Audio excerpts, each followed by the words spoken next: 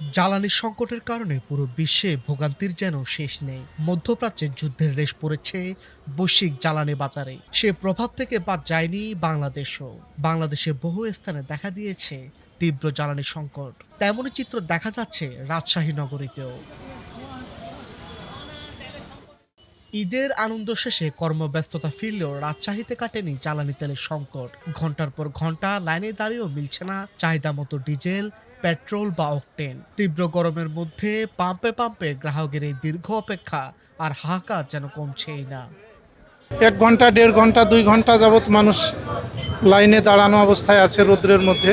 খুবই ভোগান্তি, যেন অচিরে এই ভোগান্তি দূর হয় এটা কামনা করি। আর এই তেল পাম্প সবগুলো যদি খুলে দেওয়া হয় তাহলে এই ভোগান্তি কমে যাবে। আমাদের দাবি আমরা এটা শান্তিপূর্ণভাবে, যে ঝামেলা আছে থাক, কিন্তু সীমাবদ্ধভাবে দিলে সবচেয়ে সমাধান। একসাথে 15 টাকার গাড়ির সিরিয়াল হলে তো আমার আগে আরেকজন যাচ্ছে, আরেকজনের আগে আরেকজন রেডি হয়েছে, হট্টগোল।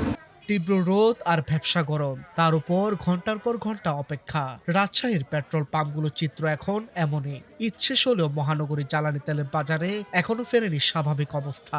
অধিকাংশ পাম্পেই ঝুলছে তেল নেই লেখা সাইনবোর্ড। দেশের প্রত্যেকটা তেল পাম্প যদি চালু থাকতো তাহলে আমাদের জন্য সুবিধা হতো। এতে দেখা যাচ্ছে অনেক দীর্ঘ লাইন, আমরা রোদের মধ্যে দাঁড়ায় থেকে থেকে অসুস্থ হওয়ার মতন হয়ে গেছে প্রায়।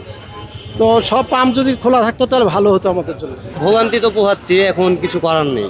তেল সংকট যেহেতু, আমাদের তো আর কিছু করার নেই। আমাদেরকে এখন বাস্তবতা সামলব্ধি করে এটা নিতে হবে, যেহেতু গাড়ি চালাই। শহরের দু একটি পাম্পে তেল পাওয়া গেলেও সেখানে ভিড় সামলাতে হিমশিম খাচ্ছে কর্তৃপক্ষ। মানুষের উপচে পড়া ভিড় পাম্পের সীমানা ছাড়িয়ে পড়ছে মূল রাস্তায়। এতে সৃষ্টি হচ্ছে তীব্র যানজট, যার ভোগান্তি পোহাতে হচ্ছে সাধারণ পথচারীদেরও। সবচেয়ে বেশি বিপাকে পড়েছেন মোটরসাইকেল আরোহী ও গণপরিবহন চালকরা। জ্বালানির এই কৃত্রিম সংকটে থমকে গেছে অনেকের দৈনন্দিন কাজের গতি। সাধারণ মানুষ ও অফিসগামীদের ভোগান্তি এখন চরমে। চালকদের দাবি, দ্রুত জ্বালানি তেলের সংকট দূর করে পাম্পগুলোতে চাহিদা অনুযায়ী তেল দিতে হবে। এছাড়াও ভবিষ্যতে দেশে তেল জ্বালানি সংকট যেন শেষ না হয়, সরকারের কাছে সে আহ্বান জানান তারা। খুব কষ্ট, গরম, রৌদ্র, দীর্ঘক্ষণ অপেক্ষা করার পরে তেল পেয়েছি। আমি খুব খুশি। সরকারের কাছে দাবি আমার পর্যাপ্ত তেল যাতে আমরা পাই। নগরীর গুরুত্বপূর্ণ পয়েন্টগুলোতে যানজট আর তেলের জন্য দীর্ঘ লাইন এখন নিত্যদিনের দৃশ্য। তাই দ্রুত তেলের সরবরাহ বাড়িয়ে জনজীবনে স্বস্তি ফিরিয়ে আনা খুবই যেন প্রয়োজন হয়ে পড়েছে।